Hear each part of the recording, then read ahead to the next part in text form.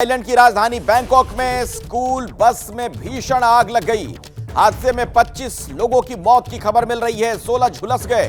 झुलसे हुए लोगों को अस्पताल में भर्ती करवाया गया है। तो बहुत ही दुखद हादसा हुआ है बैंकॉक में। आपको बता दें कि स्कूल बस में छात्र और शिक्षक समेत 44 लोग सवार थे। ये देखिए जो तस्वीर सामने आ रही है, आप देख रहे हैं किस तरीके से धू धू कर जलती हुई ये बस नजर आ रही है। ये देखिए आपके सामने जो तस्वीर है, स्कूल बस में आग लगी और उसके बाद किस तरीके से आग की चपेट में ये बस आ गई, पूरी तरीके से जलकर खाक हो गई।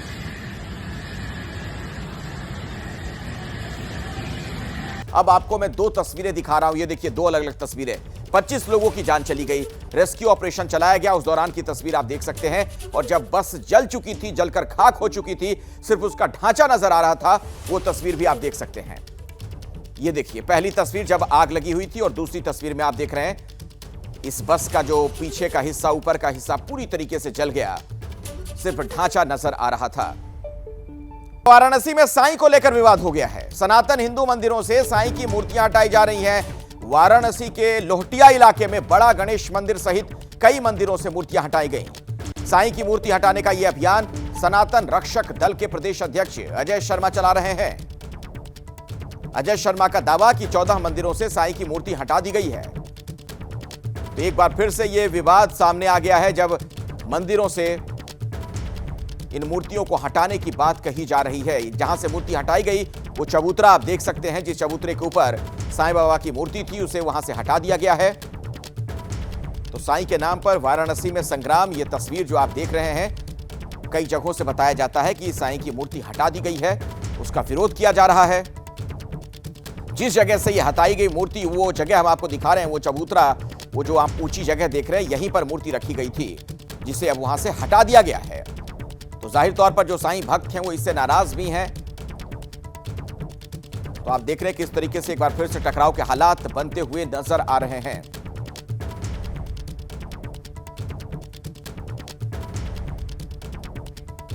मूर्ति हटाने से जुड़े लोगों का यह कहना है कि हम देव पूजन करते हैं, इसीलिए साईं की मूर्ति मंदिरों में रखने का कोई मतलब नहीं। कुछ भक्त भी इसे सही ठहरा रहे हैं।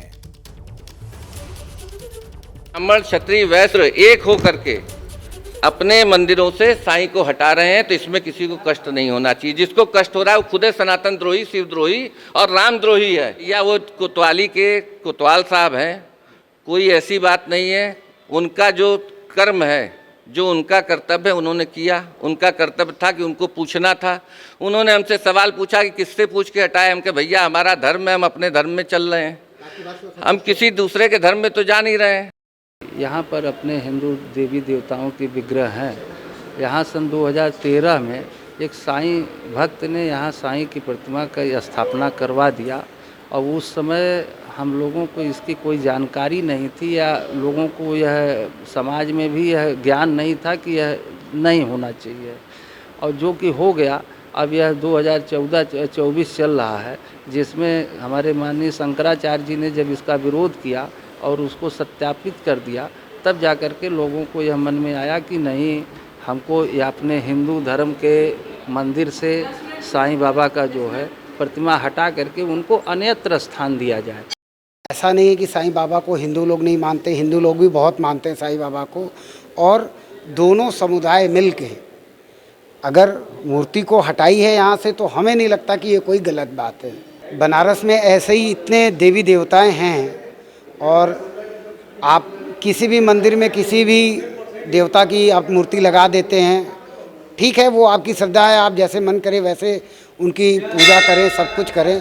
और हमें नहीं लगता कि अगर हट भी गया तो उस पर कोई आपत्ति किसी को होनी चाहिए। आइए सीधे मैं आपको बनारस लिए चलता हूं। निशांत चतुर्वेदी हमारे रिपोर्टर वहां से हमारे साथ जुड़ चुके हैं। निशांत, ये विवाद अचानक से क्यों गर्मा गया? क्या खबर और आ रही है इस वक्त, क्या हालात है? बिल्कुल अखिलेश जी, जिस विषय के बारे में आप चर्चा कर रहे थे, आज हम उसी स्थल पर मौजूद हैं, वाराणसी के लोहटिया स्थित बड़ा गणेश मंदिर पर। सबसे पहले मैं आपको तस्वीरें दिखा दें कि यहाँ से साईं बाबा की जो मूर्ति है उसको हटा दिया जा चुका है, और बताया जा रहा है कि हिंदू संगठन जो अजय शर्मा है उनके नेतृत्व में एक टीम है और वाराणसी के लगभग 10 मंदिरों से साईं बाबा की जो मूर्ति है उसको हटाने का कार्य किया जा रहा है। उनका कहना यह है कि इनका सनातन धर्म से कोई लेना देना नहीं, इनका सनातन धर्म से कोई अस्तित्व नहीं है और इसलिए एक मृतक व्यक्ति की देवालय मंदिर में कोई भी मूर्ति नहीं होनी चाहिए, इसलिए यहां से जो ये मूर्ति थी उसको हटा दिया गया। हम आपको पहले दिखाना भी चाहेंगे कि देखिए यहाँ पर पहले साईं बाबा की मूर्ति थी लेकिन उसे हटा दिया जा चुका है। देखिए यहाँ पर स्पष्ट तौर पर लिखा है कि इस मूर्ति को जो स्थापित किया गया था वो 2013 में स्थापित किया गया था, लेकिन अब यहाँ पर साईं बाबा की जो मूर्ति है वो नहीं है। आज ही जो हिंदू संगठन के लोग थे वो यहाँ पर आए और उन्होंने हटा दिया। चलिए कुछ लोग भी जुड़े हैं, उनसे भी यहाँ पर बात करने का प्रयास करेंगे। क्या आप भी उस समय मौजूद थे जब साईं बाबा की मूर्ति को यहाँ से हटाया गया? नहीं, हम लोगों को बाद में सूचना मिली थी, उपस्थित हुए हम सभी, परंतु सूचना बाद में मिली। अच्छा, आपको लगता है कि साईं बाबा से भी कुछ लोगों की करोड़ों लाखों लोगों की आस्था जुड़ी हुई रहती है, तो ऐसे क्या मंदिरों में जाके इस प्रकार से ऐसे हटाना चाहिए, उचित है आपको लगता है? नहीं, अगर कोई व्यक्तिगत रूप से पूछता है तो उसको अवश्य अलग जवाब दिया जाए। तो आप एक राष्ट्रीय पत्रकार हैं आप, और आपके चैनल के माध्यम से समस्त राष्ट्रवासियों से मेरा निवेदन है कि जिस प्रकार से इस विषय को बड़ा प्रचारित रूप दिया जा रहा है, अगर किसी धर्मस्थल में विवेकानंद, शिवाजी, महाराणा प्रताप ऐसे व्यक्तित्वों की अगर मूर्ति स्थापना की जाए तो आने वाली जो पीढ़ी है विवेकानंद जैसा बनने का प्रयास करेगी, राष्ट्रभक्त बनने का प्रयास करेगी, धर्मभक्त बनने का प्रयास करेगी। चलिए इस विषय पर भी हम बात करेंगे। अखिलेश जी, एक विषय यहाँ पर यह भी है कि लोगों का कहना है कि और भी जो मंदिर है वहां से भी साईं बाबा की मूर्ति को हटाने का काम किया जाएगा। अभिनेता गोविंदा गोलीकांड पर एक बड़ा खुलासा हुआ है। लोडेड रिवॉल्वर से गोविंदा को गोली लगी, ये जानकारी अब निकलकर सामने आ रही है। गोविंदा के पास 32 बोर की रिवॉल्वर थी, यह पुलिस ने बताया। रिवॉल्वर में 6 गोलियां थीं, एक मिस फायर हुई है, यानी लोडेड थी ये रिवॉल्वर। लोडेड का मतलब इसमें गोलियां डली हुई थी। 6 गोलियां थी जिनमें से एक गोली फायर हो गई, मिस फायर की घटना है, पुलिस ने यह जानकारी दी है। तो आज सुबह अहले सुबह जब यह खबर आई थी कि गोविंदा जख्मी हो गए, उन्हें गोली लग गई है, तो उनके तमाम जो प्रशंसक हैं, जो उनके शुभचिंतक हैं, बहुत चिंतित हो गए थे। अब गोविंदा की हालत बिल्कुल ठीक है, स्वास्थ्य लाभ वो कर रहे हैं। बताया यह जा रहा है कि गोविंदा आज सुबह 5:45 की फ्लाइट से कोलकाता जाने वाले थे और सुबह 4:30 बजे उन्हें घर से निकलना था। और इससे पहले गोविंदा अपनी रिवॉल्वर को अलमारी में एक सूटकेस में रख रहे थे, तभी रिवॉल्वर नीचे गिरी, उससे चली गोली गोविंदा के पैर में जा लगी। घायल गोविंदा को पुलिस बॉडीगार्ड ने अस्पताल में भर्ती करवाया और पुलिस कंट्रोल रूम को इसकी जानकारी दी गई, जिसके बाद मुंबई पुलिस ने रिवॉल्वर को कब्जे में ले लिया है और जांच शुरू कर दी गई है। अब मैं आपको सीधे मृत्युंजय के पास ले चलता हूं मुंबई। मृत्युंजय, इस पूरे मामले में दिन भर जो पुलिस ने भी जांच पड़ताल की होगी, कुछ और जानकारियां भी सामने आई होंगी, अब क्या पता चल पा रहा है, अपडेट क्या है, इस घटना के पीछे की वजह क्या सामने आ रही है? अखिलेश, इस वक्त का सबसे बड़ा अपडेट ये दे दूं कि मुंबई पुलिस की जुहू पुलिस ने पंचनामा पूरा कर लिया है। पंचनामा करने के लिए 3 पुलिस अधिकारियों की टीम अपने अन्य पुलिसकर्मियों के साथ गोविंदा के बंगले पर पहुंची थी, जहां पर उनकी बेटी टीना आहूजा भी मौजूद थी और साथ में जो हेल्प है, यानी घर पे जो काम करने वाला लड़का है, वो भी वहां पर मौजूद था।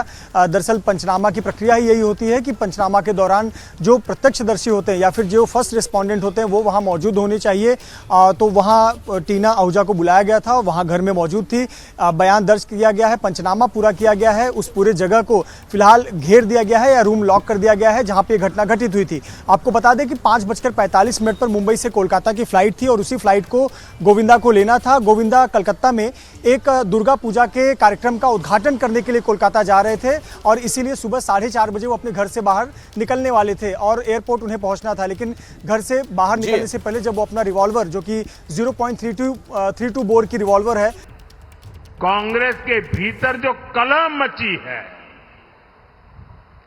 हरियाणा के लोग इसे भी देख रहे हैं। कांग्रेस से सबसे अधिक नाराजगी तो दलित, पिछड़े और वंचित समाज की है। दलित समाज ने भी ठान लिया है, बापू बेटे की राजनीति को चमकाने का अब दलित मोहरा नहीं बनेंगे।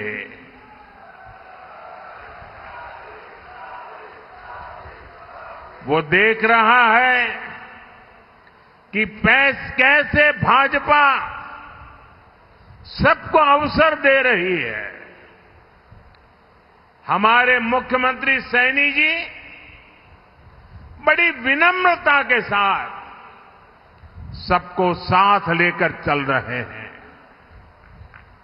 साथियों, कांग्रेस ने 60 साल 70 साल तक देश पर राज किया। इतना मौका मिलने पर भी कांग्रेस ने देश के लोगों को तरसा कर रखा। सड़क, बिजली, पानी, शौचालय, पक्के घर, एक बहुत बड़ी आबादी मूल सुविधाओं से वंचित थी। कांग्रेस के भ्रष्टाचार का हाल ये था कि 1 रुपया अगर दिल्ली से निकलता था तो गरीब के घर तक जाते जाते 15 पैसा हो जाता था। देश पूछ रहा है, ये वो कौन सा पंजा था जो 1 रुपये को घिस घिस करके 15 पैसा बना देता था। गरीबों के हक को लूटने वाले गरीबी हटाने का नारा देते थे। कांग्रेस ने देश के लिए जरूरी हर विषय को उलझाए रखा। वो उलझाने में एक्सपर्ट रहे हैं। कांग्रेस ने अयोध्या में राम मंदिर नहीं बनने दिया। कांग्रेस ने जम्मू कश्मीर में बाबा साहब आंबेडकर का संविधान पूरी तरह से लागू नहीं होने दिया। उसने हमारी बहनों को संसद और विधानसभा में आरक्षण से वंचित रखा। उसने हमारी मुस्लिम बहनों को 3 तलाक की समस्या में उलझाए रखा। यानी कांग्रेस ने देश की, देशवासियों की समस्याओं का समाधान नहीं किया, बल्कि अपने बेटे बेटी, अपना परिवार, उसको स्थापित करने में ही पूरी की पूरी शक्ति लगा दी। साथियों, आज मैं पूरे देश के सामने, पूरे हरियाणा के सामने एक सवाल रख रहा हूं। आखिर ऐसा क्या है कि कांग्रेस इतना कुछ गलत कर रहे हैं, इतने सारे पाप कर चुके हैं, फिर भी सरकार बनाने के सपने देखते हैं? मैं आपको बताता हूं कि आखिरकार कांग्रेस को ये सपने देखने की हिम्मत कहां से आती है। दरअसल कांग्रेस को लगता है कि भाजपा के समर्थकों, ये सारे देशभक्ति से भरे हुए लोग हैं। ये देशभक्ति से भरे हुए लोगों का, उनको भ्रमित करना, उनको तोड़ना, उसका कुछ रास्ता उनके दिमाग में चलता रहता है। बंद कमरों में कांग्रेस के नेता आप लोगों के लिए यही कहते हैं, कभी जात पात के नाम पर, कहीं एक समाज को दूसरे से लड़ाकर कांग्रेस इस देश से देशभक्ति को ही चूर चूर करना चाहती है। कांग्रेस को लगता है कि देश के लोगों में एकता की भावना जितनी मजबूत होगी, कांग्रेस का जीतना उतना ही मुश्किल होना जाता है। और इसलिए कांग्रेस देशभक्तों की एकता तोड़ने के लिए नए नए प्रयोग कर रही है।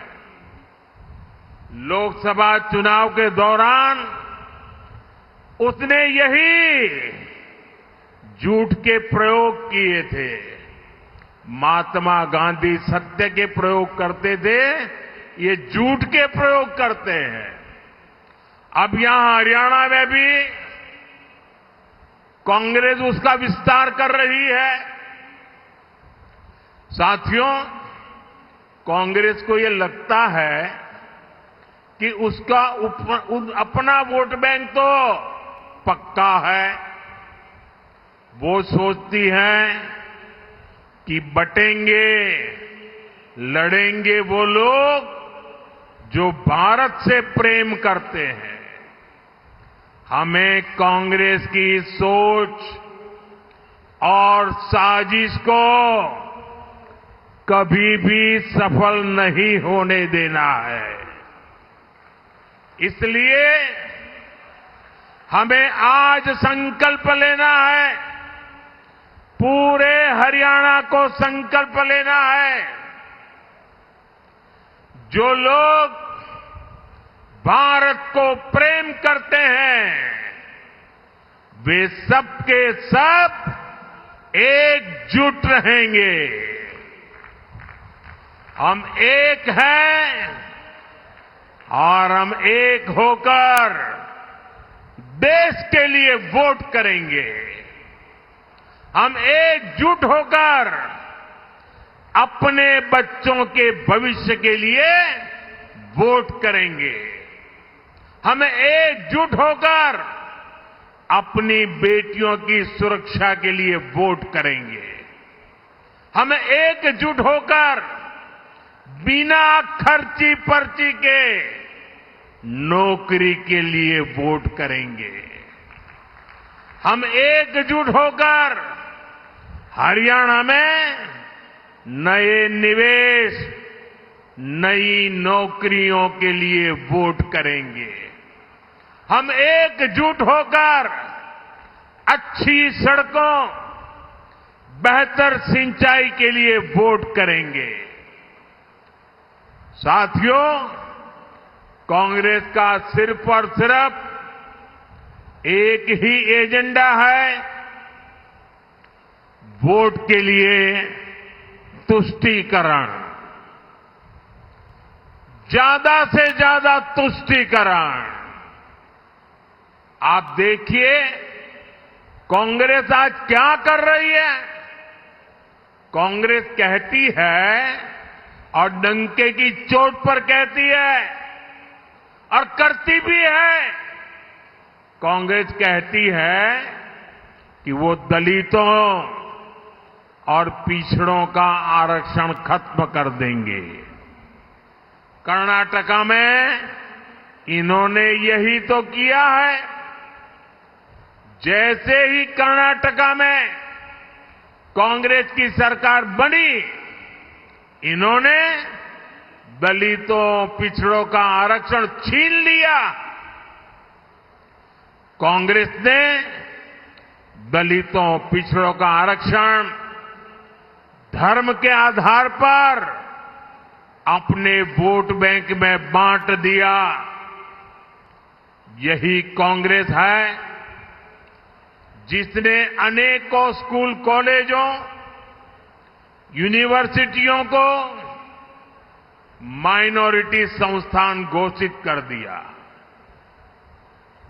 जो पहले माइनॉरिटी नहीं थे, अच्छे खासे कानून नियम से चलते थे, लेकिन उन्होंने वोट बैंक के खातिर ऐसे हजारों संस्थाओं को माइनॉरिटी बना दिया। इनमें क्या हुआ परिणाम ये हुआ कि पहले दलितों और पिछड़ों के बच्चों को जो दाखिला मिलता था वो बंद हो गया। ऐसी संस्थाओं में नौकरियों में जो आरक्षण था वो भी बंद हो गया। कांग्रेस ऐसे ही काम हरियाणा में भी करना चाहती है। साथियों, कांग्रेस देश की सबसे बड़ी दलित विरोधी पार्टी है। हरियाणा के चुनाव प्रचार में हर पार्टी जोर लगा रही है। आज विजय संकल्प यात्रा के दूसरे दिन राहुल गांधी ने सोनीपत में अपने भाषण में अंबानी के घर शादी का जिक्र किया। राहुल गांधी ने कहा कि अंबानी ने शादी में हजारों करोड़ रुपए खर्च किए। ये पैसा जनता का पैसा है। हिंदुस्तान में सिर्फ 25 लोग अपने घर शादी में हजारों करोड़ खर्च कर सकते हैं। आपको मालूम है कि अंबानी जी ने अपनी शादी में हजारों करोड़ रुपए खर्च किए। ये किसका पैसा है? ये किसका पैसा है? आपका पैसा है। आपको शादी करवाने के लिए बैंक अकाउंट में पैसा नहीं है। बैंक लोन लेकर आप अपने बच्चों की शादी कराते हो।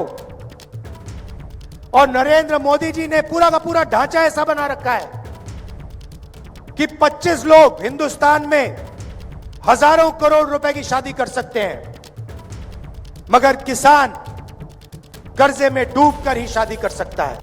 पंचायत चुनावों को लेकर पंजाब के जीरा में कांग्रेस और आम आदमी पार्टी के कार्यकर्ताओं में झड़प की सूचना मिल रही है। पथराव भी हुआ है और पुलिस ने ऐसे में हवा में गोली चलाई है।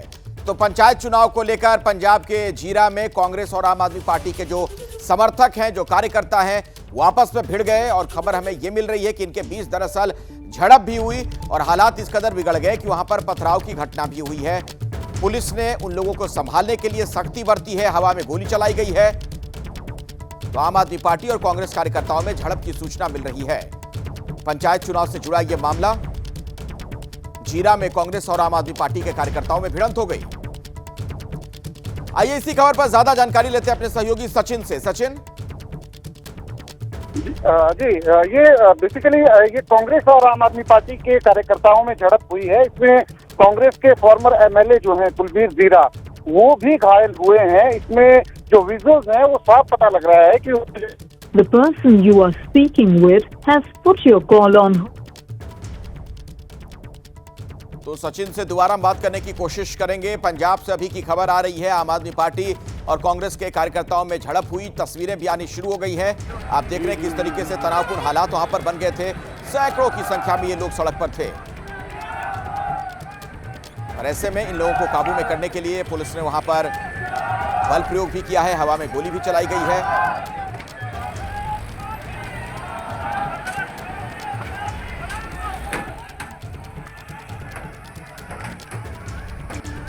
पंचायत चुनाव को लेकर वहां पर इस तरीके के हालात बन गए और जो खबर हमें मिल रही है, जीरा में कांग्रेस और आम आदमी पार्टी के कार्यकर्ताओं के बीच भिड़ंत हो गई है, झड़प हुई है, पथराव की घटना सामने आई है।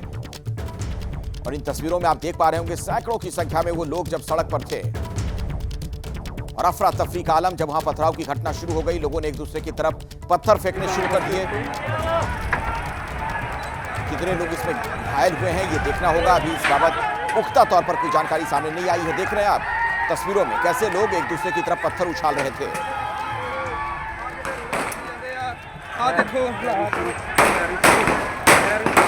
और ऐसे में गोली की आवाज भी आप साफ सुन पा रहे होंगे।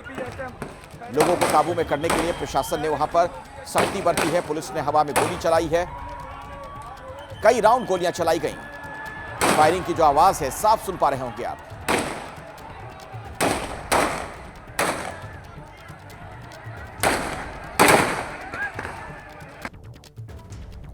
तो हालात और ज्यादा खराब ना हो जाएं, इसलिए पुलिस ने वहां सख्ती भी बरती है। ये जीरा की तस्वीरें आप देख रहे हैं इस वक्त। पंचायत चुनाव को लेकर वहां पर गहमा गहमी, बहुत ही तनावपूर्ण हालात।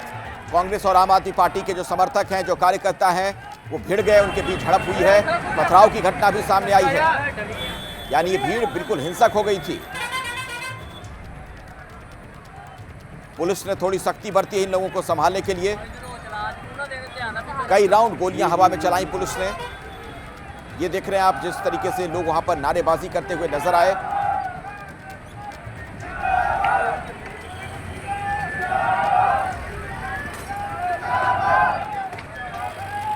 नारेबाजी की आवाज साफ साफ आप सुन पा रहे होंगे किस तरीके से वहां पर नारा लगाया जा रहा है। आम आदमी पार्टी और कांग्रेस के जो कार्यकर्ता हैं उनके बीच ये झड़प हुई है। अफरा तफरी का आलम, चीख पुकार मच गई थी। और ये देखिए जो लोग पत्थर फेंक रहे थे उनमें से एक शख्स को आपने देखा किस तरीके से चेहरे पर उसने कपड़ा बांध रखा था, यानी अपनी पहचान छिपाकर भीड़ की तरफ वो पत्थर उछाल रहा था। इस तस्वीर में आप देखेंगे एक शख्स आपको ऐसा भी नजर आएगा। और ऐसे में जब पुलिस के लोग यहां पर पहुंचे, कई राउंड वहां में गोलियां चलाई हैं, हवाई फायरिंग की गई।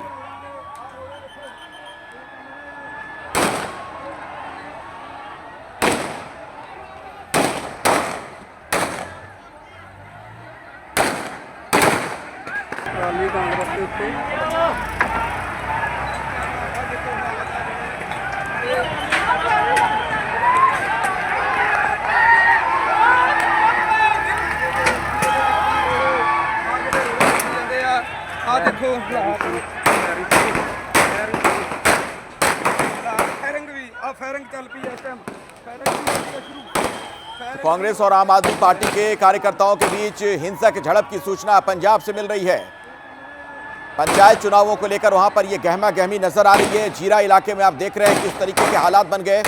और तब वहां पर जब फोर्स पहुंची है, पुलिस पर पहुंची, वहां पर पुलिस के लोग पहुंचे, उसके बाद उन्होंने हवाई फायरिंग की।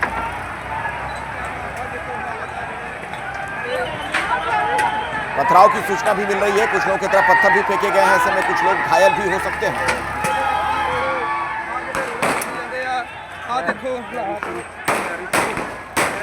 हमारे साथ सचिन भी जुड़ गए हैं। सचिन, ये पथराव की जो घटना सामने आई है, इसमें क्या ये कार्यकर्ता एक दूसरे की तरफ पत्थर उछाल रहे थे या कुछ असामाजिक तत्व भी थे? क्योंकि इस तस्वीर में मैंने एक ऐसे शख्स को भी देखा जिसने चेहरे को ढका हुआ है, अपनी पहचान छिपाकर पत्थर फेंक रहा था।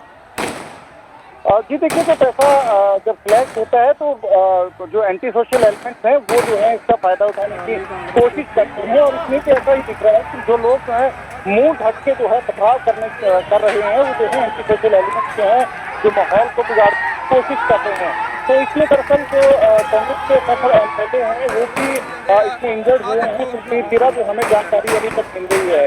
और ये बड़ा सीरियस है कि पुलिस को जो है हवा में फायर करना पड़ा है। और क्योंकि पंचायत इलेक्शंस हैं अक्टूबर में पंजाब में, तो आने वाले दिनों में इस तरीके के जो माहौल जो है, लॉ एंड ऑर्डर की सिचुएशन जो है वो ज्यादा बिगड़ सकती है अगर ये आज का क्लैश जो है इसको अगर हम देखेंगे।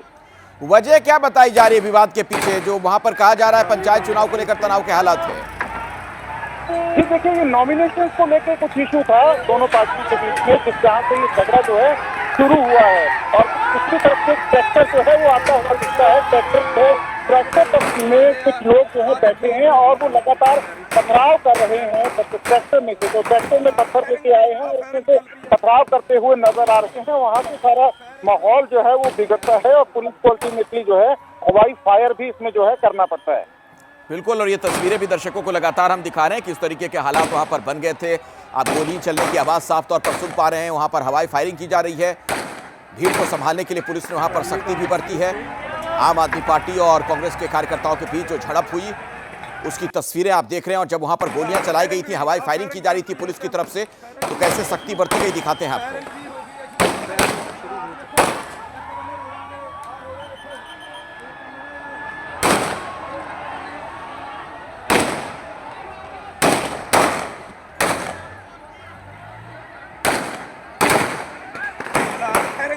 फायरिंग चल पई इस टाइम फायरिंग